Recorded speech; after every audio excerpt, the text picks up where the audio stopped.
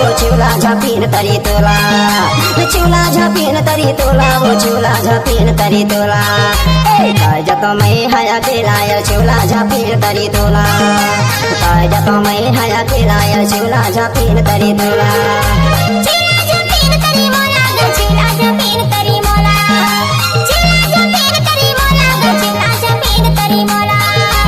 आई जता महुआ केला ग चूला झापीन तरी मोला आई जता महुआ केला ग चूला झापीन तरी मोला डीजे कमलेश मरावी।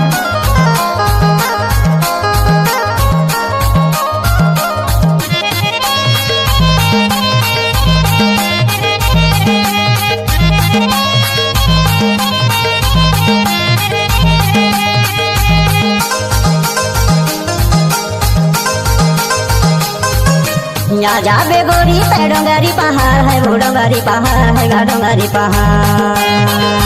गोगरी गटिया माँ गोरी करहूँ इंतजार तो करहूँ इंतजार है गा करहूँ इंतजार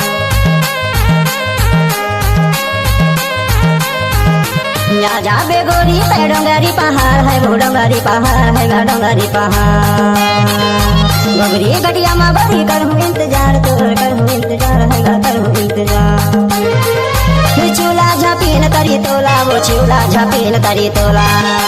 चूला झापीन तरी तोला वो चूला झापीन तरी तोला पाए जातो मैं हया केलाय चूला झापीन तरी तोला पाए जातो मैं हया केलाय चूला झापीन तरी तोला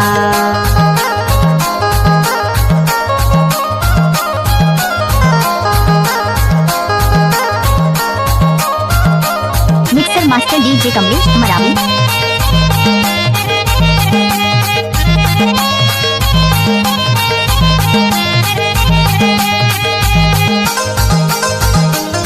किसी भी गाने को मिक्स करके डालना तो कमलेश मरावी उसका बाना हाथ का खेल है।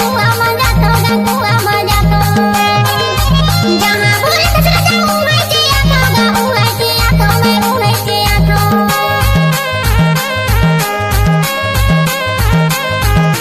घर के गगरिया में कुआं मजा तो जहाँ बोले तो चला जाऊँ मैं जिया तो गाऊँ मैं जिया तो मैं उन्हें जिया तो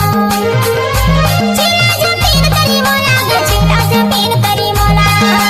चूला झापीन तरी मोला ग चूला झापीन तरी मोला आई जता महुआ केला ग चूला झापीन तरी मोला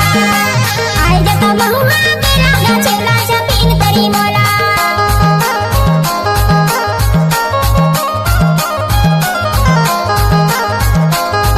आपने तो नाम सुना ही होगा डीजे कमलेश मरावी का।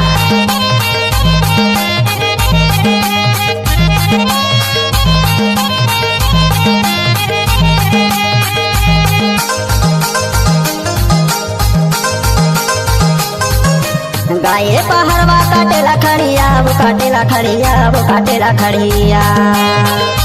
तेरे मोरी जोड़ी बहुते बढ़िया वो बहुते बढ़िया वो बहुते बढ़िया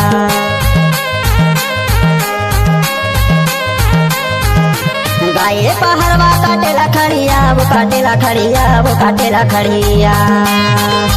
तेरे मोरी जोड़ी बहुते बढ़िया वो बहुते बढ़िया वो बहुते बढ़िया चूला झापीन तरी तोला वो चूला झापीन तरी तोला